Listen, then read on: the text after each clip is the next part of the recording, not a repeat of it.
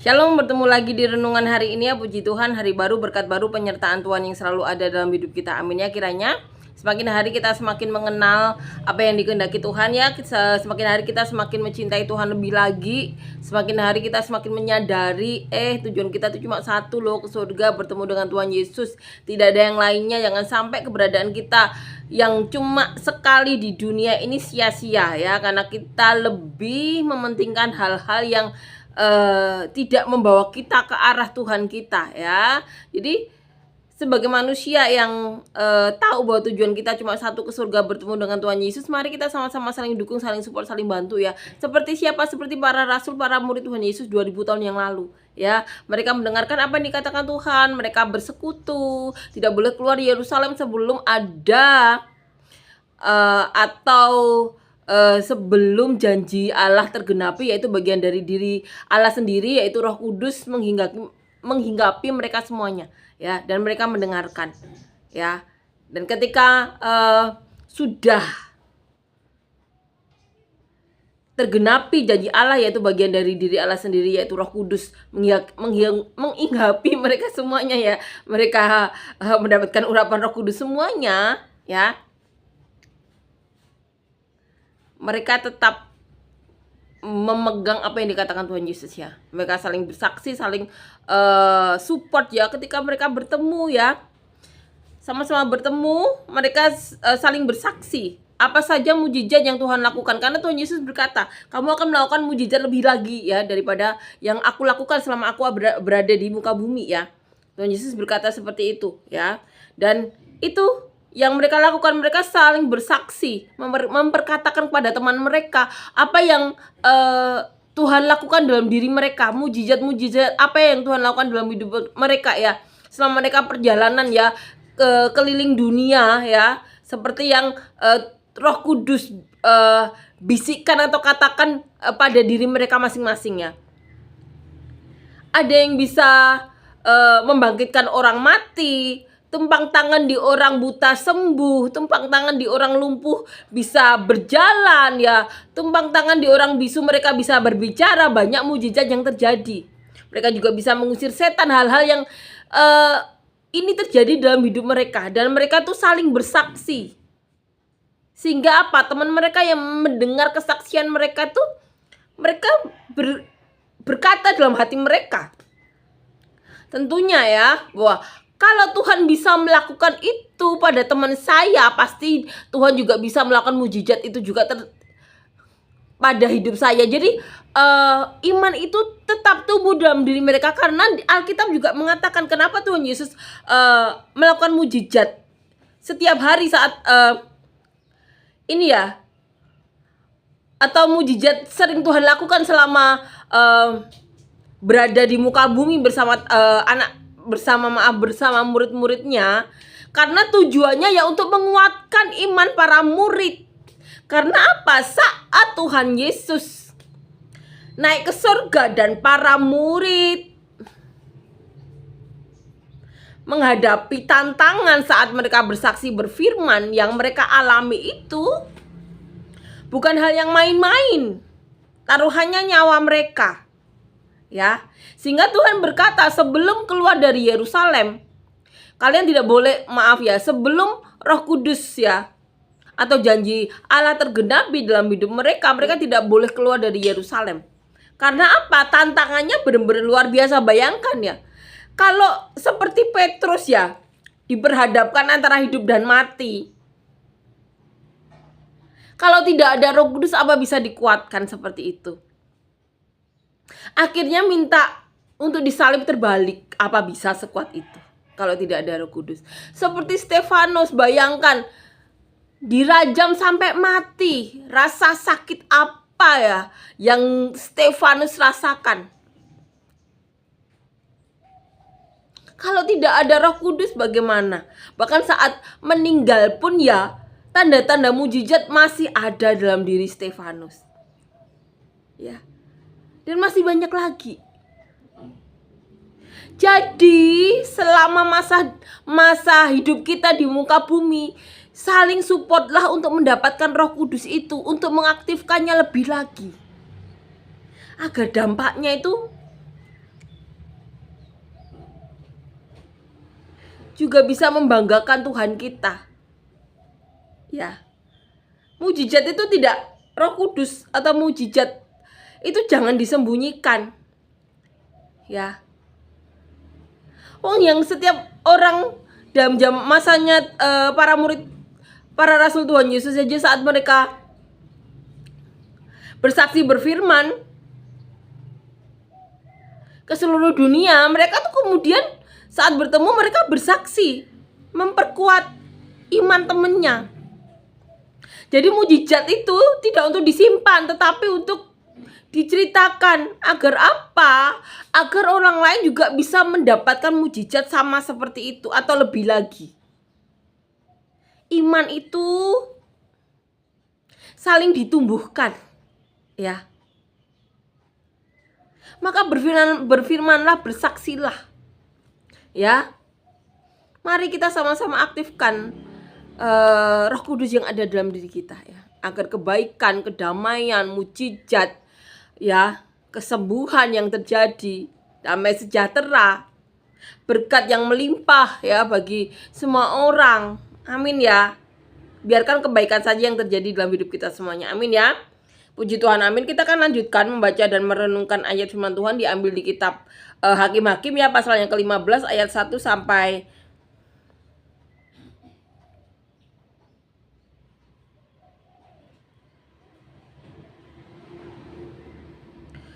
20, ya. Judul perikopnya Simson melawan orang Filistin.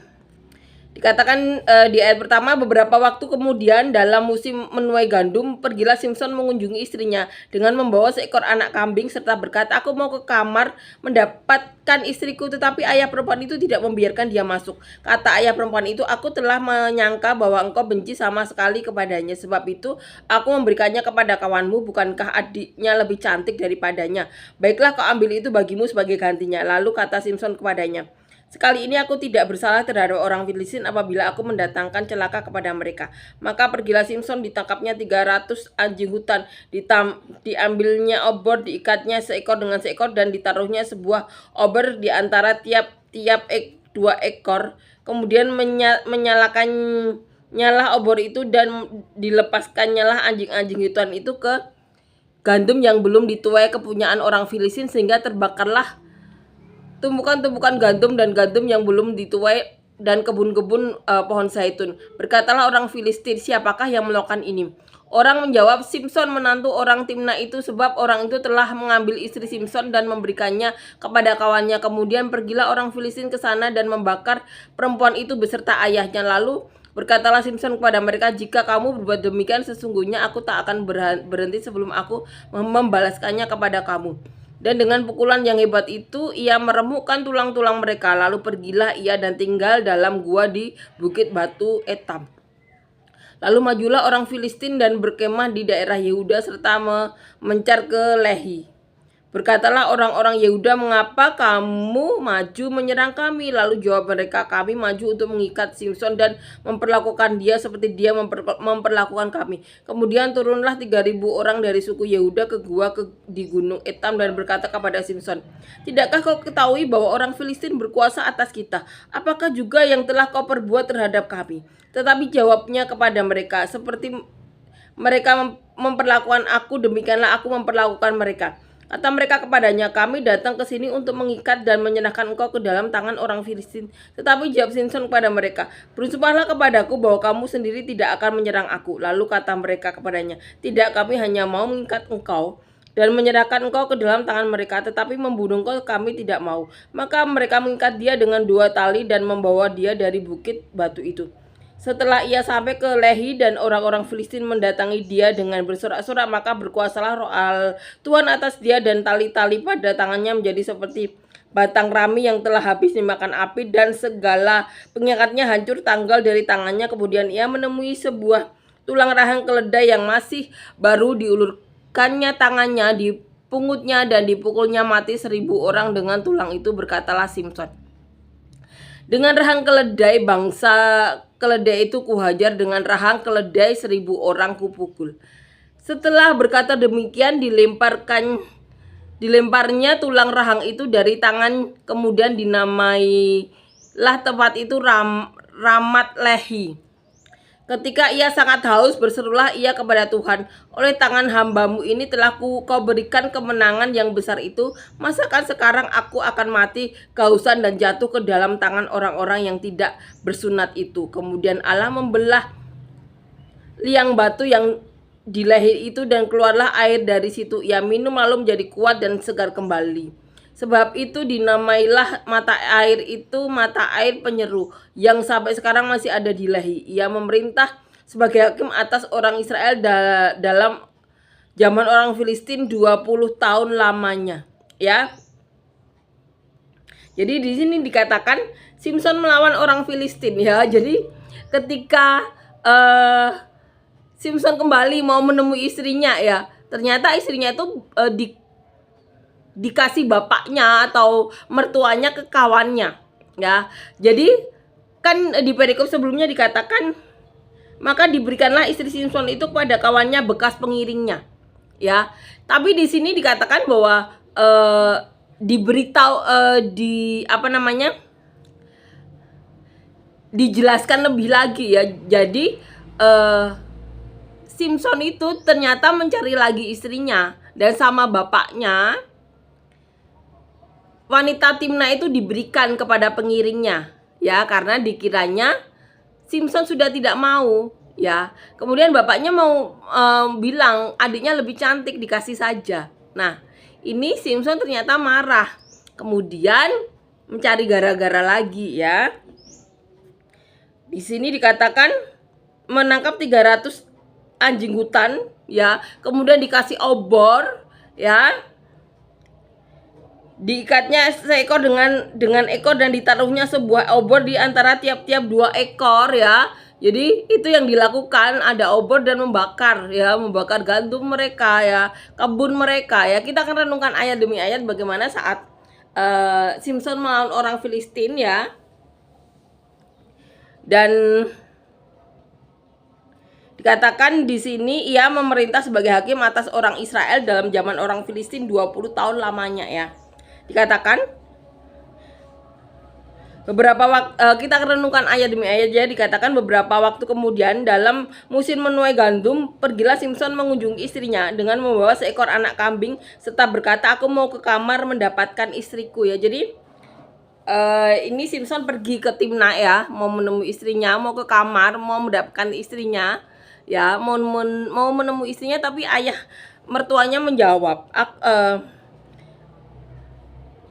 atau dikatakan di sini, tetapi ayah perempuan itu tidak membiarkan dia masuk, ya. Kata ayah perempuan itu, aku telah menyangka bahwa engkau benci sama sekali kepadanya.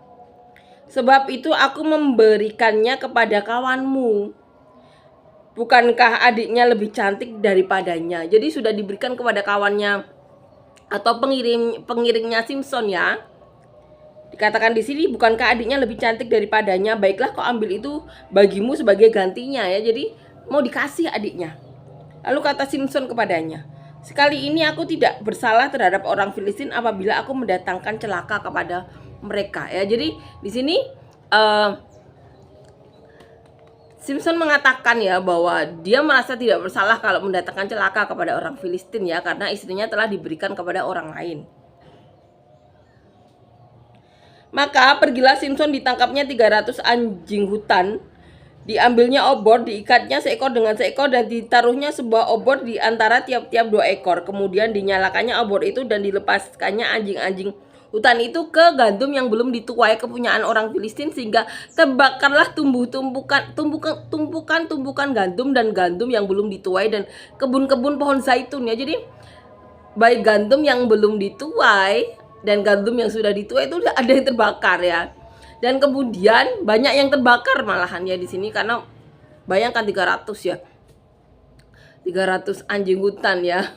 Dan dikatakan di sini juga kebun-kebun zaitun, ya. Berkatalah orang Filistin, siapakah yang melakukan ini? Ya, jadi orang-orang Filistin berkata, siapa yang melakukan ini, ya, membakar kebun mereka, ya, tumpukan gandum mereka, ya. Dikatakan di sini mereka menjawab, Simon, Simpson menantu orang Timna itu, sebab orang itu telah mengambil istri Simpson dan diberikannya kepada kawannya ya. Jadi ketika mereka mengetahui itu sebabnya karena orang Timna itu memberikan istri Simpson ya, atau mertuanya Simpson ya melakukan itu, orang-orang Filistin juga berbuat ini ya, mereka membakar orang Timna itu beserta anaknya ya, dikatakan seperti itu.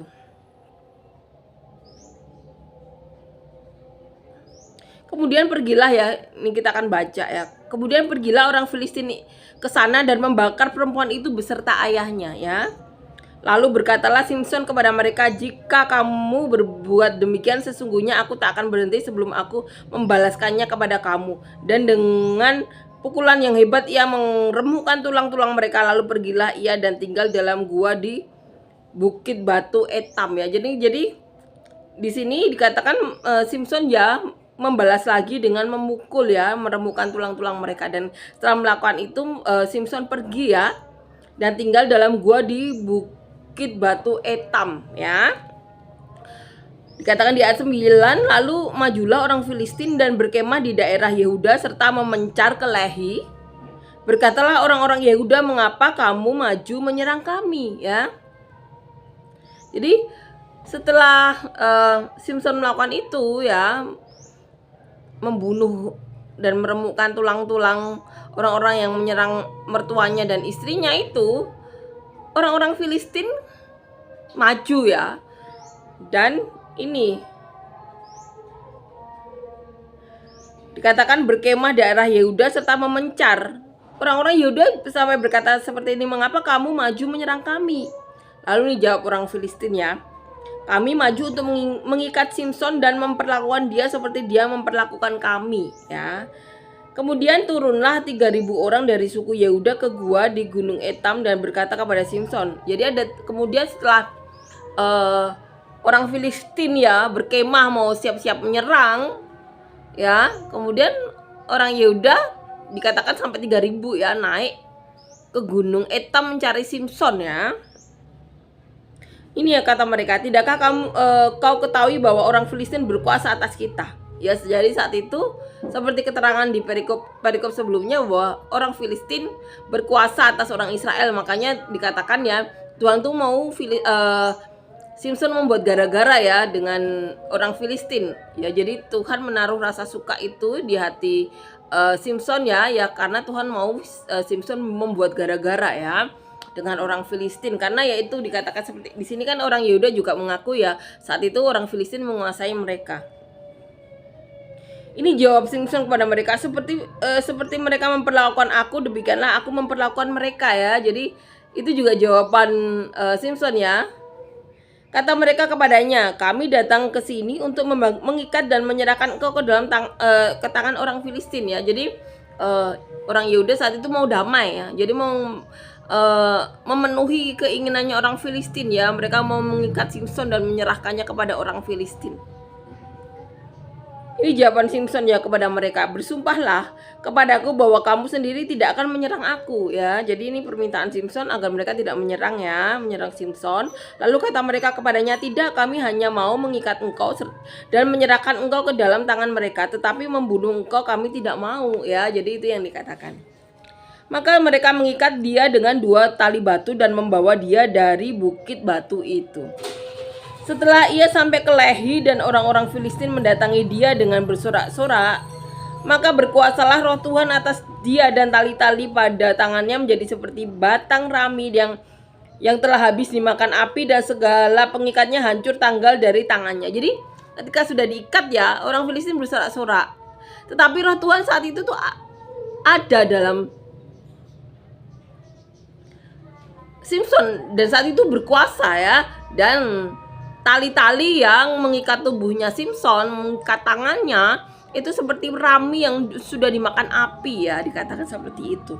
Kemudian ini ya, katakan dan segala pengikatnya hancur tanggal dari tangannya ya. Kemudian ia menemui sebuah tulang rahang keledai yang masih baru, diulurkannya tangannya, dimukutnya dan dipukulnya mati 1.000 orang dengan tulang itu ya. Jadi setelah pengikat di tangannya ini ya bisa remuk, dikatakan di sini hancur ya, hancur tanggal dari tangannya. Kemudian ada tulang rahang keledai, dan dengan tulang rahang keledai itu dia membunuh 1000 orang ya, dikatakan dengan tulang itu. Berkatalah Simson ya, dengan rahang keledai bangsa keledai itu kuhajar, dengan rahang keledai 1000 orang kupukul ya, itu perkataan Simson. Setelah berkata demikian, dilemparnya tulang rahang itu dari tangannya, kemudian dinamailah tempat itu Ramat Lehi ya. Jadi setelah 1000 orang itu dibunuh oleh Simson, nama tempat itu diganti Ramat Lehi ya. Ketika ia sangat haus, berserulah ia kepada Tuhan ya. Jadi setelah melakukan itu, Simson haus dan kemudian berseru kepada Tuhan, oleh tangan hambamu ini telah kau berikan kemenangan yang besar itu. Masakan sekarang aku akan mati kehausan dan jatuh ke dalam tangan orang-orang yang tidak bersunat itu. Itu yang dikatakan Simson ya. Kemudian Allah membelah liang batu yang di lehi itu, dan keluarlah air dari situ. Ia minum lalu menjadi kuat dan segar kembali. Sebab itu dinamailah mata air itu mata air penyeru, yang sampai sekarang masih ada di Lehi ya. Jadi kemudian Allah memberikan seperti apa yang Simson mau ya, memberikan mata air, dan sampai sekarang masih ada namanya mata air penyeru ya. Ia memerintah sebagai hakim atas orang Israel dalam zaman orang Filistin 20 tahun lamanya ya. Jadi setelah peristiwa itu Simson menjadi hakim 20 tahun lamanya. Amin ya, puji Tuhan, amin. Terima kasih Yesus, terima kasih Tuhan untuk kebaikanmu, kasih karuniamu, penyertaanmu. Kami berdoa untuk siapapun dari kami yang saat ini sedang sakit, berikan kesembuhan kami yang daripadamu. Apapun di tubuh kami yang bukan daripadamu, kiranya kau cabut. Beri kami semuanya Tuhan, pekerjaan dan usaha yang daripadamu, yang mendatangkan hadiratmu, yang berkati kami, keluarga kami, orang di sekitar kami, bahkan sampai ke penjuru bumi seperti yang kau mau. Berikan kami semuanya Tuhan, pasangan hidup yang daripadamu, yang takut kau, yang cinta engkau, yang mau melakukan kehendakmu saja, di mana sebagai pasangan suami istri kami bisa saling mencintai, saling menghargai, saling dukung, saling support, saling bantu. Sebagai pasangan suami istri Tuhan, biarlah perkataanmu dan nubuatanmu tinggal tetap dalam kehidupan kami, tinggal tetap dalam kehidupan anak cucu kami, bahkan sampai generasi di mana kau datang yang kedua kali. Dan sebagai pasangan suami istri Tuhan, biarlah kami bisa bekerja sama bersama keluarga kami itu melakukan apa yang menjadi kehendakmu saja, menyenangkanmu, mempermuliakanmu, mengembalakan siapapun yang kau titipkan dalam keluarga kami, menjadi seorang berkatmu sampai kesudahannya, sampai ke penjuru bumi seperti yang kau mau. Berikan kami semuanya Tuhan, anak cucu yang daripadamu, yang takut kau, yang cinta engkau, yang mau melakukan kehendakmu saja. Dan apabila di antara kami ada sedang mengalami masalah, beban hidup, pergumulan hidup, tantangan hidup, berikan penyelesaian masalah daripadamu, jawaban-jawaban doa daripadamu, terobosan masalah daripadamu, solusi-solusi masalah daripadamu, dan biarlah namamu saja dipermuliakan dalam hidup kami semuanya. Kiranya kasih karuniamu, penyertaanmu, dan bersyaratmu, kebaikanmu melingkupi kami hari ini sampai selamanya. Dalam nama Tuhan Yesus, amin.